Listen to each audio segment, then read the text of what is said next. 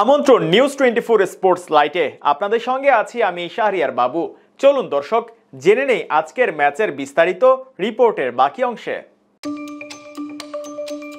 জাকেরের half সেঞ্চুরির সঙ্গে সাকিব ও শেখ মাহাদির বোলিংয়ে পাকিস্তানকে পাত্তাই দিল না টাইগাররা।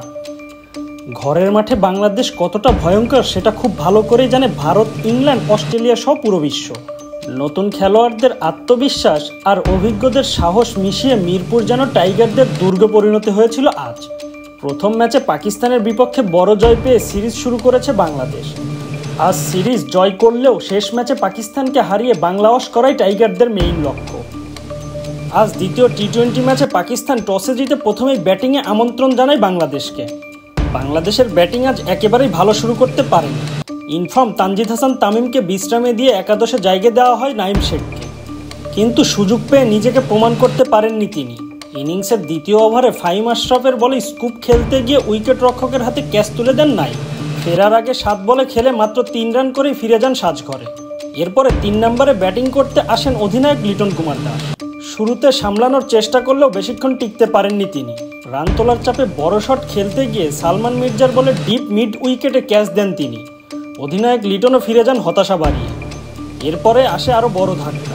তরুণ batter Towhid Hridoy run out হয়ে ফেরেন মাত্র 1 বল খেলে, কোনো রান না করেই। পারভেজ ইমনের সঙ্গে ভুল বোঝাবুঝির কারণেই এই রান আউট। অথচ সেই ইমনও পরের ওভারেই উইকেট বিলিয়ে দেন 14 বলে খেলে মাত্র 13 রান করে। আজ টপ অর্ডারের এই ব্যর্থতা দলের জন্য বড় চিন্তার কারণ ছিল। তবে এরপরেই জাকের আলী অনিক ও শেখ মাহাদির ব্যাটিংয়ে কিছুটা স্বস্তি পায় ভক্তরা। শেখ মাহাদি 33 রানে আউট হলে মাঠে আসে শামীম হোসেন, তবে হাসেনি তার ব্যাট।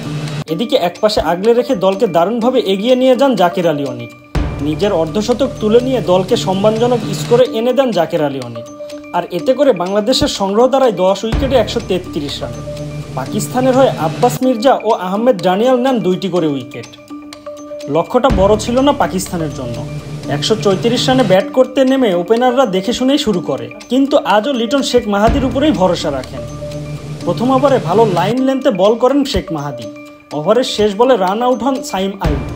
লিটনের স্পিনের বিপরীতে পেস আক্রমণে শরীফুলকে নতুন বল তুলে দেয়। দ্বিতীয় ওভারে শরীফুলের বলে লেগ বিফোরে মোহাম্মদ হারিস আউট হন। এদিকে ফকর জামানও বেশি রান করতে পারেননি আজ। মাত্র 8 বলে 8 রান করে শরীফুলের বলে ক্যাচ দিয়ে ফিরে যান সাজঘরে। এরপরে চমক দেখান তানজিব সাকিব। পঞ্চম ওভারে সাকিবের হাতে বল তুলে দেন লিটন কুমার দাস। পরপর 2 উইকেট নিয়ে পাকিস্তানকে একদম চেপে ধরে বাংলাদেশ। এরপরে আর সেভাবে ঘুরে দাঁড়াতে পারেনি পাকিস্তান।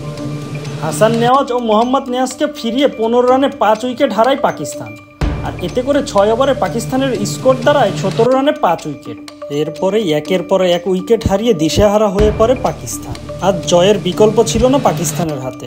তবে এভাবে উইকেট বিলিয়ে দিয়ে জয়ের দেখা পেল না পাকিস্তান। এখন বাংলাদেশের কাছে একটাই লক্ষ্য, শেষ ম্যাচে হোয়াইট ওয়াশ করবে পাকিস্তানকে।